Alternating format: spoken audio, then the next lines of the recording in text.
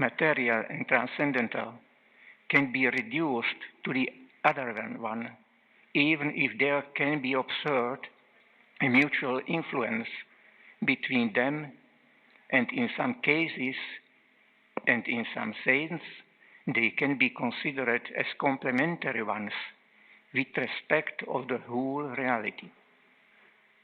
The transcendental world is not an object suitable for scientific research.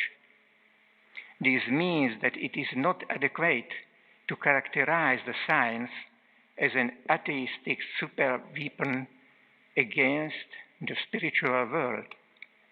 The science, I mean a serious science, cannot arrive to such a conclusion because its competency would be exceeded. The idea that one must choose between science and religion shows that there is a deep misunderstanding of the real situation. We cannot accept Darwinian evolution as such without the soul. So that is the concept that we are trying to discuss. But I find it very interesting what you say. And do you know there are, for example, in our Christian tradition also attempts at integrating Darwinian point of view in a, if you will, in a wider theological understanding of nature. For example, Teilhard de Chardin. Teilhard de Chardin is a Jesuit that worked a lot of time about this point. And I completely agree that there are, in my opinion, different degrees in nature of consciousness and of, if you will, spirituality. I mean, everywhere in our world there is intelligence. This is not a fact that concerns only human beings. Matter and mind are considered ontologically distinct from consciousness. So unlike Platonism, or Plato's view, or Descartes' view, consciousness is something that's actually different from the physical form as well as our mental capacities. On this view, we have basically access to two different sorts of realms. We can all see and hear and taste things in the objective physical world.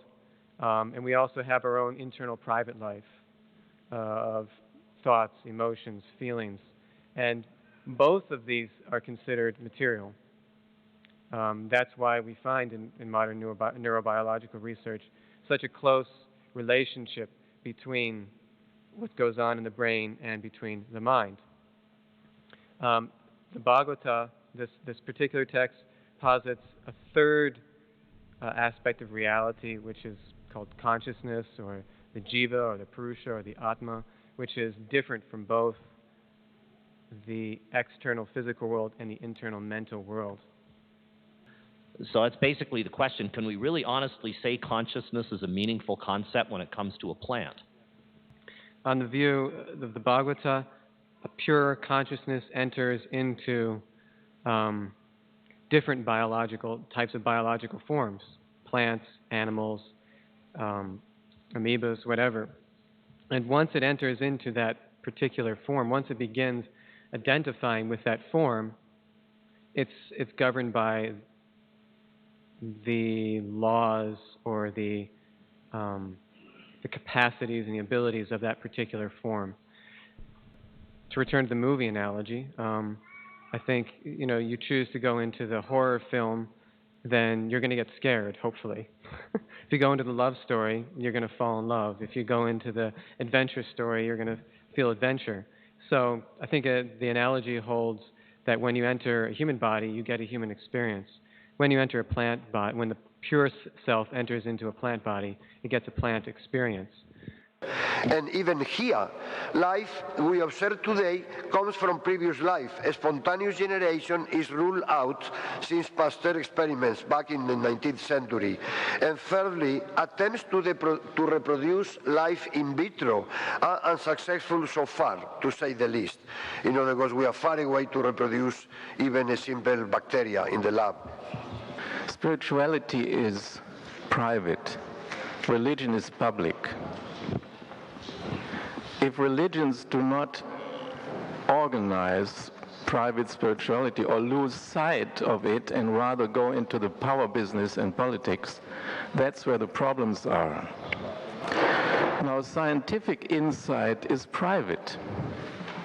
Scientific knowledge is public. Scientists have found a method to translate private experience into some generally accepted body of knowledge. I think we should research the methods by which private spirituality can be translated into a body of publicly acceptable religious teachings.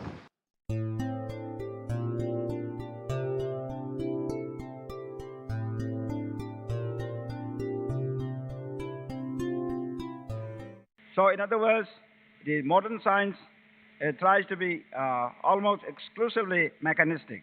However, these mechanistic models are thus entirely dependent on our limited powers of sense perceptions.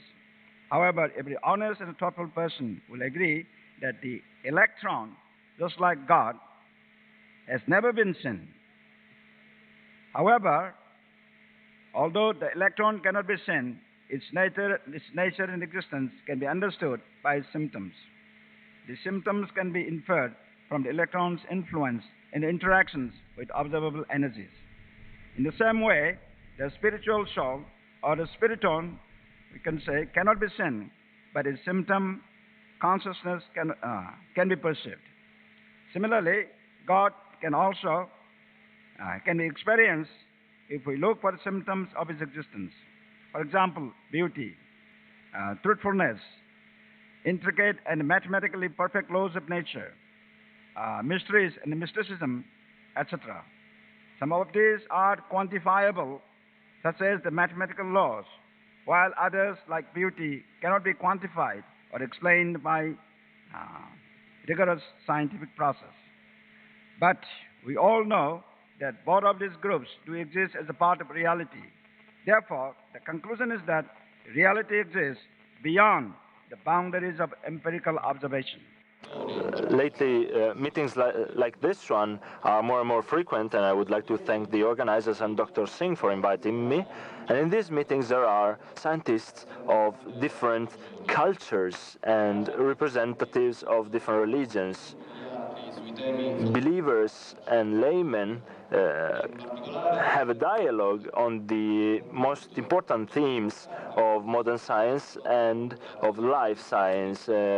Independently of what our origin is, we might never know that.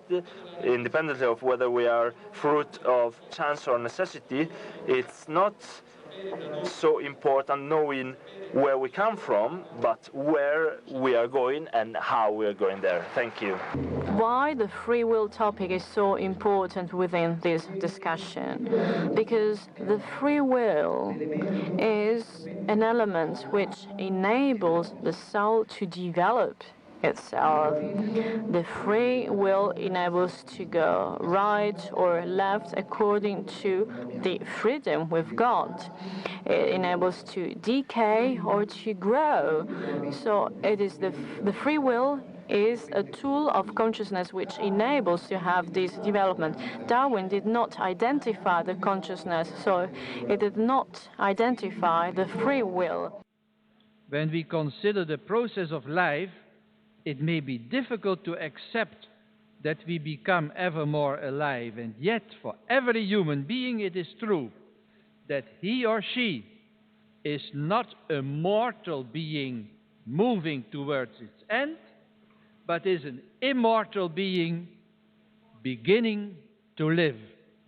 It would be very easy to quote many texts from the Bible, the Vedas, the Quran, are the grand teachings of the Buddha and other venerable collections of writings. In each of them, and you find them all on Google, you open Google and you find all these texts as you want to have them. But in each of them you would find texts to support our assertion that in the view of world's religions, human life can be seen as a process, not of dying, but of a being born. Therefore, also, we go from one moment of birth to another. Each moment of birth is a becoming free, a liberation. We move from rebirth to the final great rebirth of unending, infinite life. And that happens when one leaves behind skin and bones. If scientists and religionists are going to come to some common understanding about life and its origin, it should be in terms of a common ontology, a common agreement on what fundamental substances are present in reality. The trend in science over the past few centuries has been to reduce the number of fundamental substances. Recently, this trend has been reversed, and I think we have not yet fully grasped the significance of developments in modern cosmology. In order to explain what they observe in the universe, cosmologists have had to introduce new substances: dark energy, dark matter, exotic dark matter. And I believe that to understand what we observe in biology, we're similarly going to have to introduce new substances, principally a subtle mind element that can act on matter in ways that we cannot explain by our current laws of physics, and the element of consciousness. As for the position of Islam with reference to science, I tried to synthesize, and my scientific research serves my faith, and it's not the opposite. One of the points in which there is disagreement between Eastern and Western world is that we, in the Eastern countries, start from the whole to explain the particular.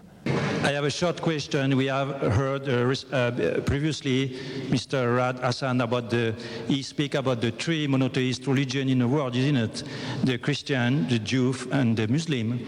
But there is 900 million Hindu in the world. In order to bring peace, I would like to ask to Dr. Singh, which is, I think, some ambassador of peace in the world, to say a few words about this question of one God or many gods. Yeah. Well, the Supreme Lord, or God, is one. That is the principle laid out in the traditional Vedantic or Hindu tradition. So I think there's no conflict in that conception. But the trouble is that the language problem, I think it creates some kind of, in the minds of others who are not trained in that culture, there is some misconception. Otherwise, God is also one. It's also Hinduism is also monotheistic in the strictest sense, but in the Western world it is not known. I think that's why sometimes it requires this dialogue, this I think discussion, and these things are very helpful. Whether there are things in spirituality that can be subjected to something like a repeatable scientific experimentation. I happen to be a world leader actually in that field of repeatable scientific experimentation. It's called design of experiments. Now the thing is this. Spiritual leaders from ancient times in all parts of the world have had spiritual experiences. They have spiritual teachings. If we could only divorce religion from that and see what the spiritual teachings are, then all these teachings are like repeatable experiments. Something that Jesus Christ said, if I follow it today, it will lead to certain results. Something that Krishna said, if I just follow it, it will lead to that result. You see, this is repeatable, and I have seen it repeated. There are so many saints in the world. They repeat it, and we see the results. They grow spiritually. So this is nothing new actually. All of spirituality has that basic scientific feature of being repeatable. Transition from nothing to something is not a physical transition. Physics and natural sciences in general are always dealing with some environment whose properties are specified by quantities adherent to the matter. A scientific approach, including, for instance, also the notion of causality, fits to the material world, not to the spiritual one. The religion is in a special way intimately related to such a world which cannot be sufficiently described in terms adhering to the material world. There is a beautiful scientific tradition, logics and informatics right in the Indian culture, so I think and I hope to find interlocutors to start this work between our two cultural traditions. I am the same Gianfranco Basti. My identity is the same, both when I existed as a single cell in my mother's womb, right after my conception, when I was 4 years old and weighed 20 kilos, and now that I'm 50 and almost 100 kilos because I'm overweight, composed of many billion cells, 10 to the 17th, that is some hundreds, millions, billions cells. My name is Vittorio Marchi. I'm a professor in physics and a researcher scientifically. And this is the work that I've been carrying on for 40, 50 years, and which I'd like to carry on till the end of this experience on Earth, to extend to all people this concept. Because humanity, all of us, until we don't all touch this truth and we don't realize that we're all interconnected, all linked one to the other, this peace we're all invoking, this love, this universal love we're all invoking, will never be possible. Science cannot be a basis for atheism, because physics tells us that visible order, the order of the visible world, is based on a transcendent order. The material world is only the cortex of a deeper reality. So what does it mean for biology? Genes, DNA molecules, are lumps of matter.